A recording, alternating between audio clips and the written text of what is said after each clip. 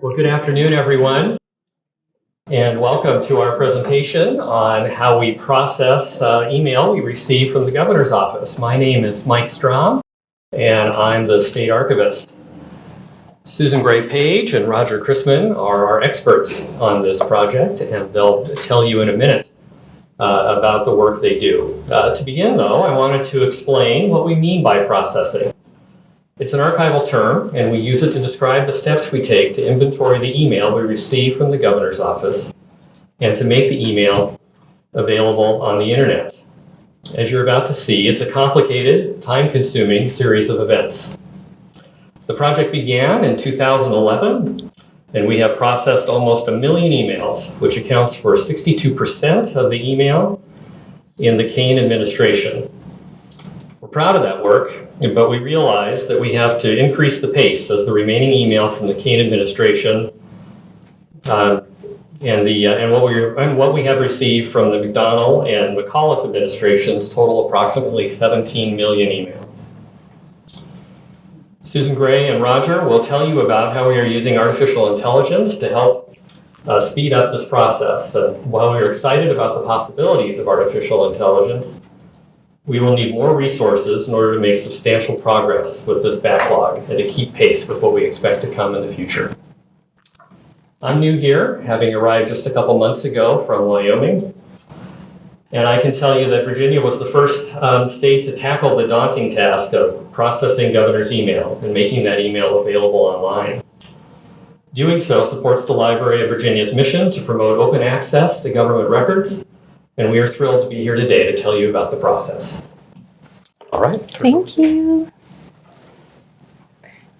And the reason that we are standing so close together is because our presentation is being filmed for posterity, and we have been instructed not to move beyond this space.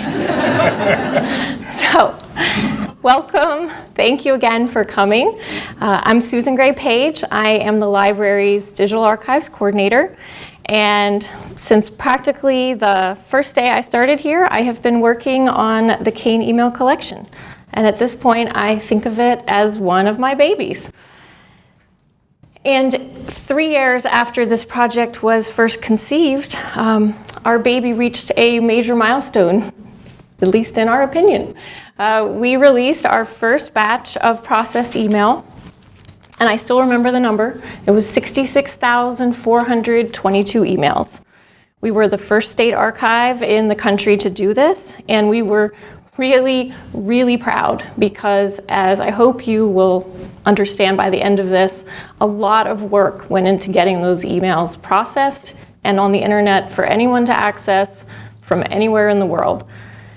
We even won an award for our work, and you can see that it sits very happily in my window upstairs to remind me of how proud we were. It was from the Virginia Coalition for Open Government, and successive batches followed our 66,422 emails. We even hit mainstream during the 2016 presidential election, when we had reporters from all over the country calling to ask how to access it so that they could fill in their stories about the vice presidential candidate. And then last fall, as Mike mentioned, we hit another milestone in terms of artificial intelligence, which we were extremely proud of. Our baby was growing up. And then at the same time, we found out that not everyone thought our baby was as cute as we did. There was a piece of legislation that was introduced by the House Majority Leader, essentially saying that we needed to pick up the pace. And the media started reporting on this in ways that, quite frankly, were devastating for people who have worked on this for so long and achieved so many milestones in the archival profession. Hopefully, again, this will make more sense after we go through the steps, but reading that the library was trying to hide public records from the people of Virginia was really upsetting. I once heard Sandy Treadway, our state librarian, talk about the Library of Virginia's collections as things that we hold in trust. for the people of the Commonwealth. And I was so moved by that phrase, hold in trust. Hold in trust does not mean that we hide them. It means that we take care of them and we process them and we serve them according to the standards of our profession. I wish that there were an easy button that I could push to put all of the emails that we have received online overnight. Unfortunately, it doesn't exist. So we're here today to hopefully pull back the curtain on what it means to process email and why, quite frankly, it has taken this long to get to the point that we are today. I'm going to hand it over to Roger now to talk a little bit about that reality. I'm Roger Crispin. I'm the Governor's Records Archivist at the Library of Virginia. And the legislation that Susan Gray referenced ultimately did not pass because there was no funding appropriated with it. But we know this issue is not going to go away, and it's very important to us to address this. And this presentation came out of those discussions that, again, as Susan Gray indicated, that definitely were not on the same page in explaining our processes to the allocators of resources for us. So Sandy wanted us to get together and do this, and that's why, in part, it's being recorded for those who can't be here. If anyone has questions about this process, Sandy can reference them to the video here. So what we hope to cover in our presentation are really answering these 4 questions and pull back the curtain. How do gubernatorial records get to the library? Why aren't they all available online yet? What is the library currently doing to get them online? And how can the library do it faster? And I think the first place to start, before getting electronic, is compare it to the paper records that we receive. That's a pretty much straightforward process. This is a photograph of Governor Kane's email or paper records, all these boxes on the pallets. There's 933 boxes, and this was January 2010. Paige Neal, my colleague in State Records, took this picture when we were unloading all of the records, the paper records. And as you can see, they arrive at the library. They're labeled in acid-free boxes. They're accompanied by the transfer form, outlines the contents of the box, will identify if that box contains any restricted material. And I think the most important part, these records are managed by a designated records officer with whom the library has direct contact throughout the administration. Records analysis section here, along with State Records, works with the administration from the very beginning on records management. And the records are pretty well organized by the retention schedule. You'll have legislative files together, restoration of rights files all together, et cetera. But when you get to electronic records, it's a completely different reality on so many different levels. And Kane was really the tipping point where you started to end the large number of paper records and really go to a more electronic content. Part of that reality is the retention schedules are still the same, but in electronic records, they're not organized according to the schedule. They can be anywhere. They do not come to the library by the coordinated handoff from the designated records officer. The electronic records are the transfer is facilitated by VITA in conjunction with its contracted vendors, which was Northrop Grumman, and now I think it's SAIC, I'm not sure. And whereas with paper records, you might have, here's all the paper records for legislative files. In electronic records, they can be in shared folders on department drives, individual network folders, individual hard drives. And just getting a handle on all this content and where it's located and what we have can take a pretty long time. And to be fair to the records creators, this is a different reality for them as well. What you see during the Kane administration, that's when the Apple iPhone is introduced and smartphones. They started using BlackBerries more and more. They're generating more and more records. You're on call pretty much 24/7. Not like in the past where you were only 9 to 5, you couldn't be reached electronically other than by phone. Now you're on the clock all the time. And that means you're generating lots and lots of records because with this technology, people stop talking to each other and actually we're having conversations via email, which is creating more and more records. And this is difficult for the people in the governor's office to manage when they're getting hundreds of records, emails in a day to try to answer. especially during a legislative session. One of the largest ones, as an example, Chief of Staff Martin Kent for Governor McDonnell has 200,000 emails in his email box for 4 years of time. He barely had them organized by year. So to expect the nice, easy handoff that we get with paper is just not a reality.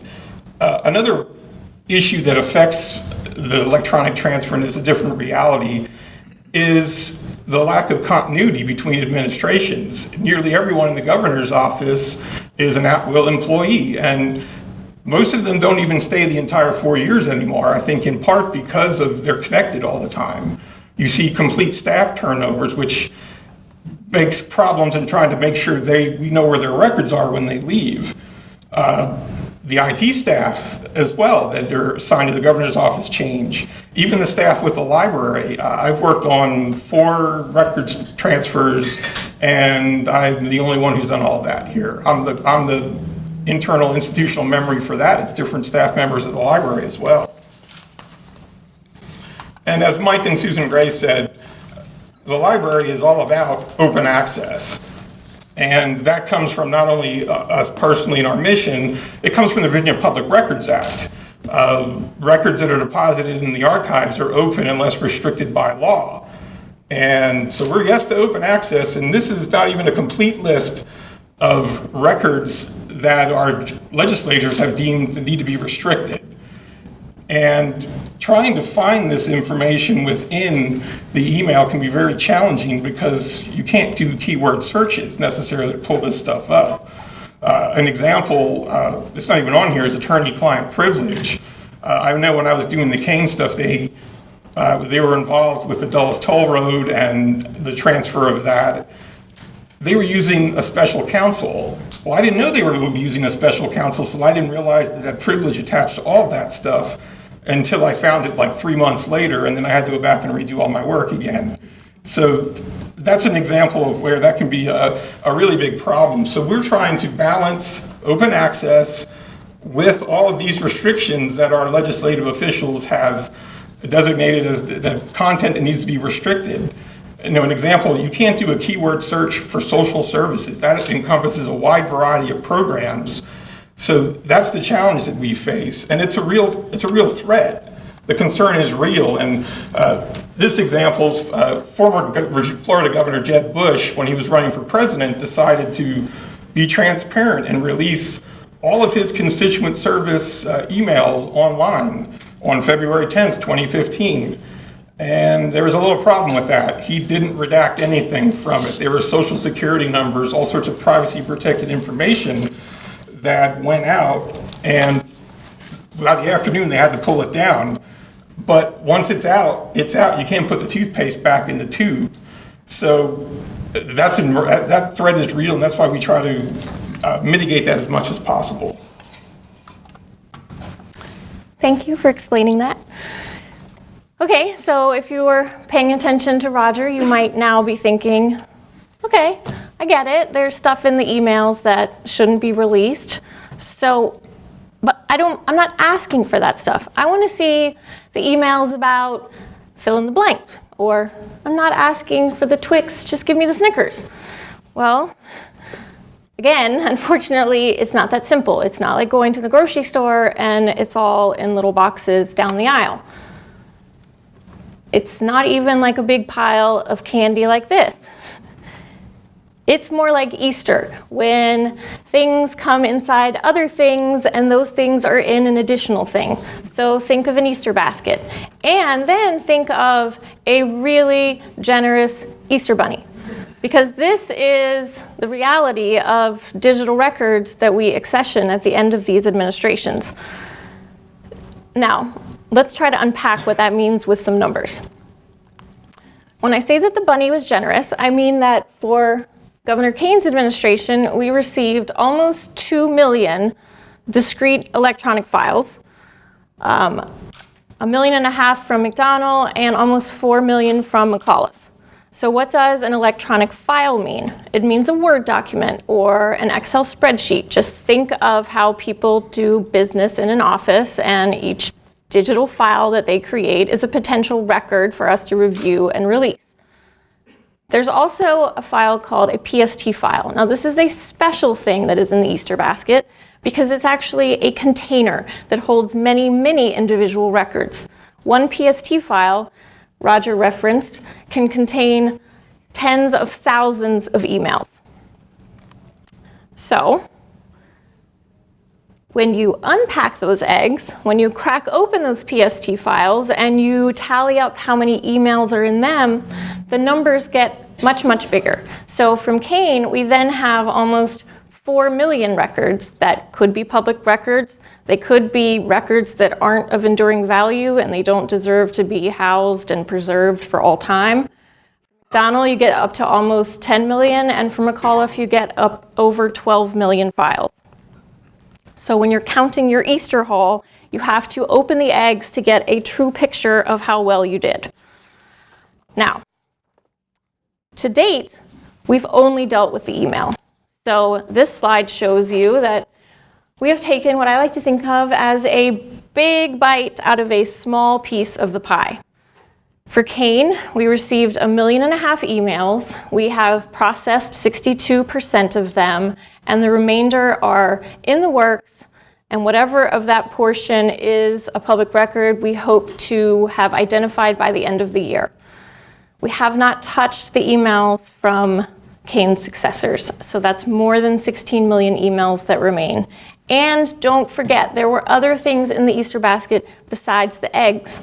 There was the Play-Doh and the crayons and the other things that are much easier to count because they're more discrete, but that still have to be dealt with.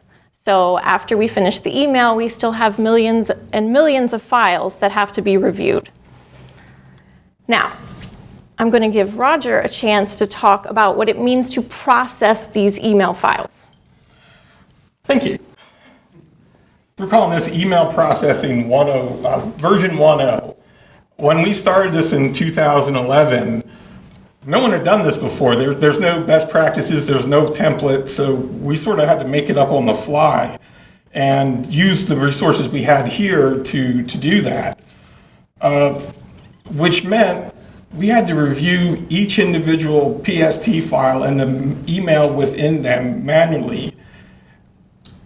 Each PST one at a time. I've counted up, I've probably reviewed over the last 8 years, 800,000 email messages, and it makes me want to blow my brains out.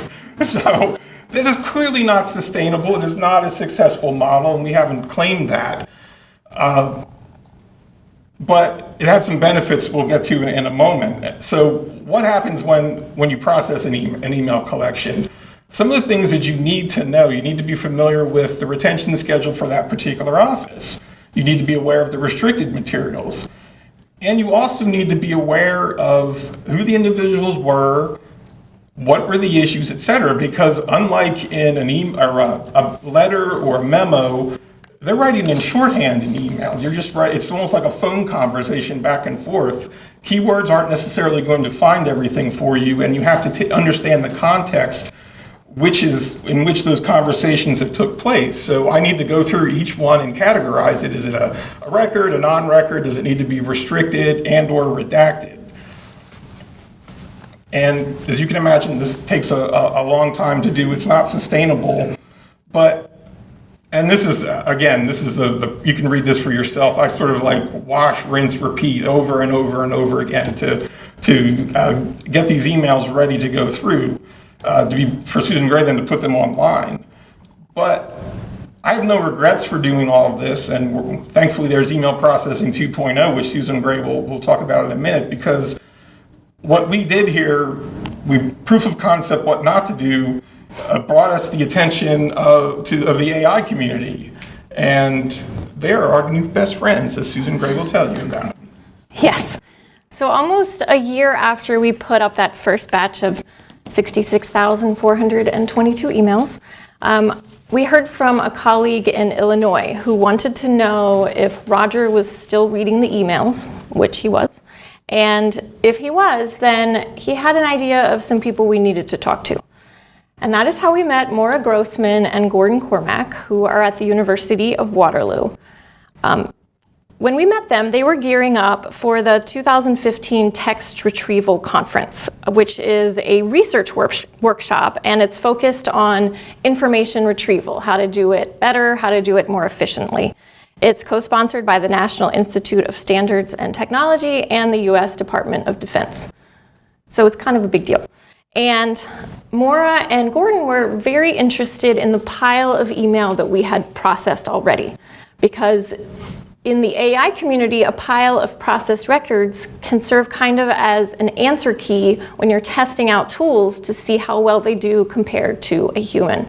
And they wanted to use the processed segment of the Kane email as a test data set at this 2015 conference and run different AI tools, AI being artificial intelligence, run different tools on it to see, well, they already knew that it would, but to help further their evidence that they've been collecting that AI is a definite way to process things and find information much more quickly with much less wasted effort than what Roger was doing. God bless him.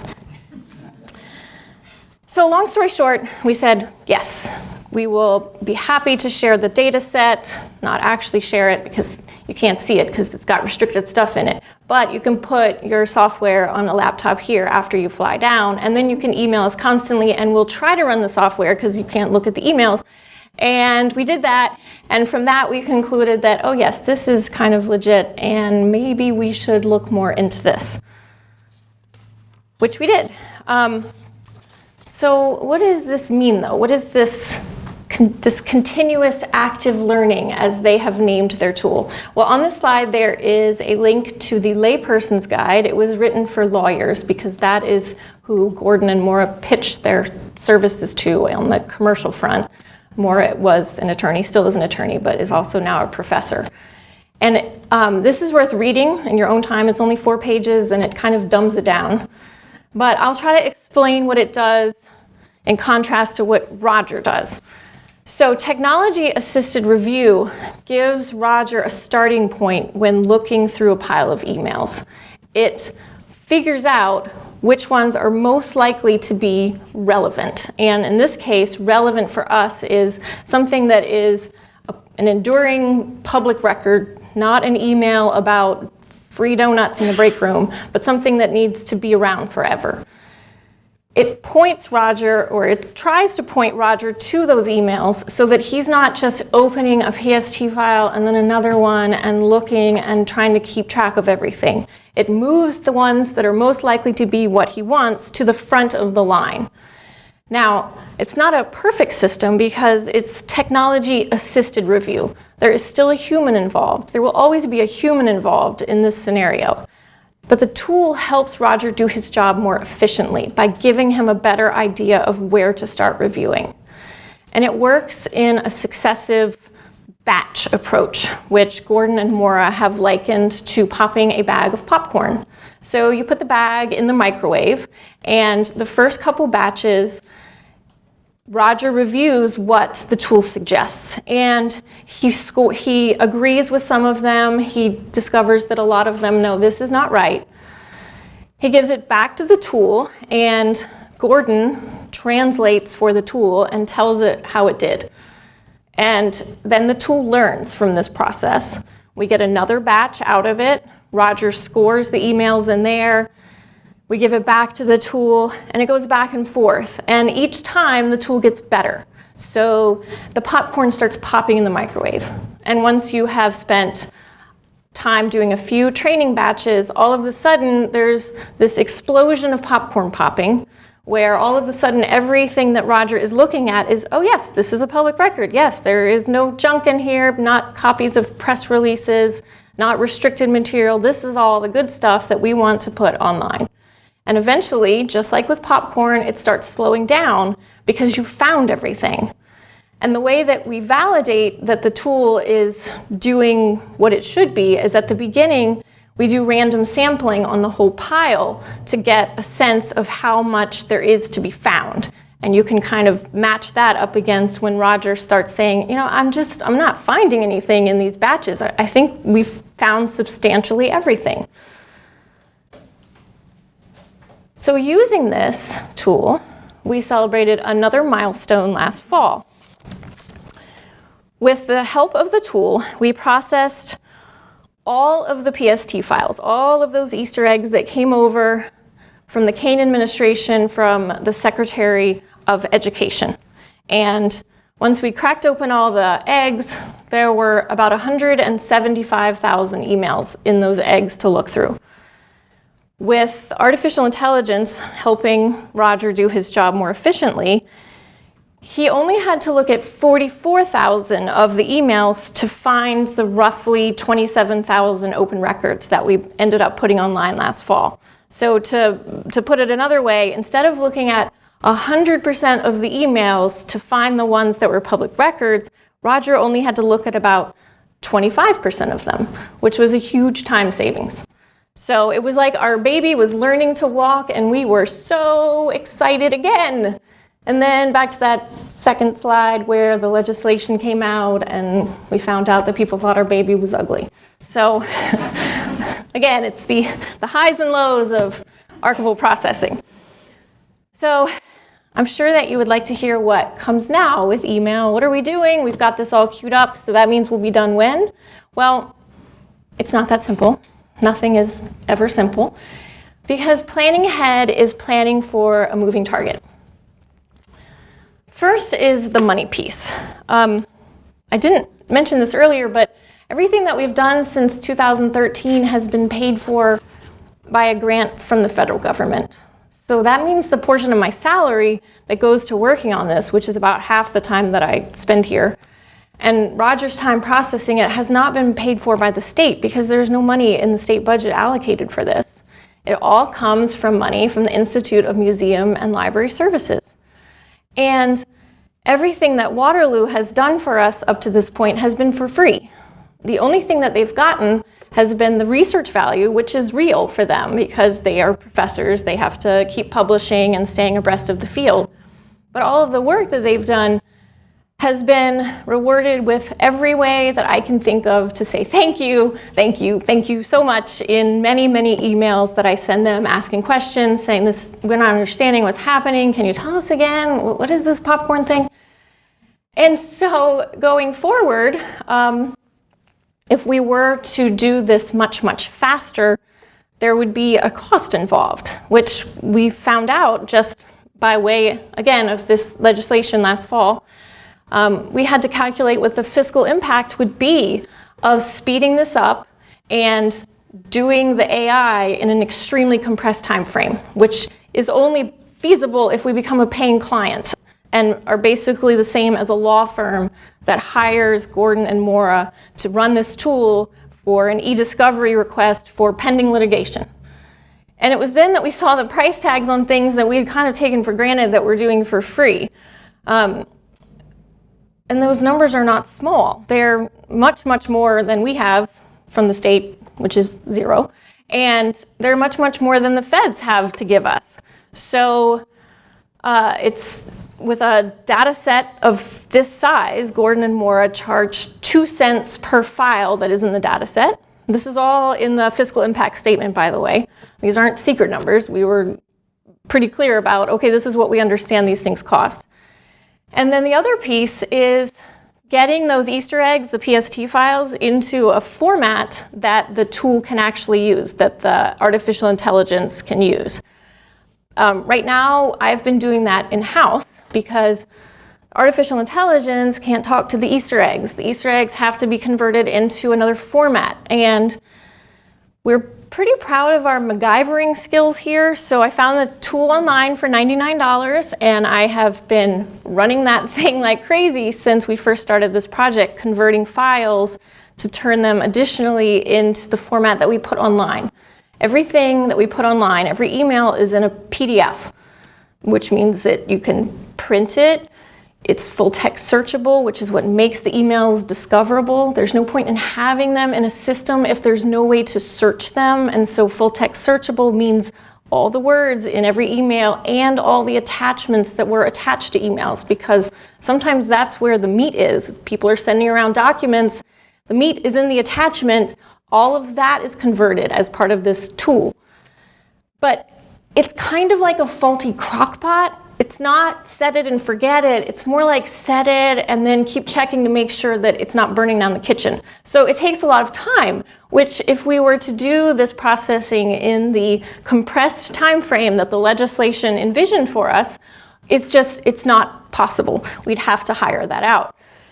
And again, we had some sticker shock when we were asking around, okay, so how much does it cost to have a commercial entity convert all of these Easter eggs into the formats that we need? Well, it can be up to $150 per gigabyte of email data. And I think we have 2,000 gigabytes just for those two piles of email, McAuliffe and McDonnell. So these numbers are big, and again, up to this point, there has not been any money from the state to actually do this. We've been doing this with money from the federal government. The next part that's a moving target is Gmail. I'm not sure if you know, but shortly after Northam took office, the state switched its email to Gmail. And with that switch came giant inboxes. One thing that has been working in our favor in the past in terms of records management is that in the old days, people would all of a sudden run out of room in their inboxes, and they would get a message saying, you gotta get rid of some stuff. And so people would actually take a little bit of time and clean up their records. Well, Gmail has this wonderful feature of being very, very large and saying, hey, it's got this awesome search capability built into it, so you don't really need to manage your email. Just keep everything, and you can search for what you need. This is not to say that we're not still going out and preaching records management to people, but we're also realists. I know that I myself don't spend a whole lot of time sorting my email because I have other things that seem more pressing, and as a workaround, I can use the Gmail search feature. So we really have no idea what to expect with the next transfer of email. We might be back here doing a billions of messages talk instead of millions of messages. We also don't know yet, we've asked, we don't have an answer yet, what kind of format these emails will be exported from. We don't know if it's going to be Easter eggs that we have at least a workflow for cracking open and dealing with PST files. We don't know yet, so it's kind of hard to plan for the future when you don't know what you're getting. And then, to continue and finish on my egg analogy, we also don't want to put all of our eggs in one basket when we're planning for the future, because technology is ever changing.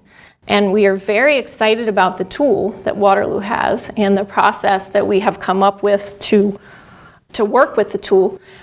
But people other than us are working to try to crack this egg. And people in other states, our colleagues in other archives, are investigating their own tools, their own ways of doing it. So we're also kind of keeping our ear to the ground to see if anyone else figures it out. Because you better believe that when we started this, the first thing we did was look for someone else's project to copy. And there wasn't one. But that doesn't mean that we're not still watching, because we all want to do this faster. We all want to be done. It's just not something that you can do when you don't have any resources.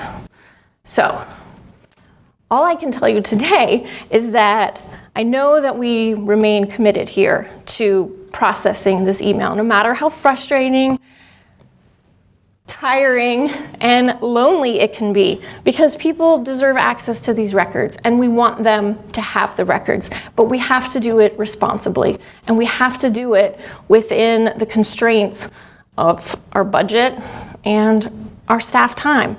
I mean, you're looking at most of the team here, plus my boss, Kathy Jordan, in the audience. There are not a lot of us working on this, and we're also working on other collections, because I love my cane email baby, but I have a few other babies too, and I love them as much.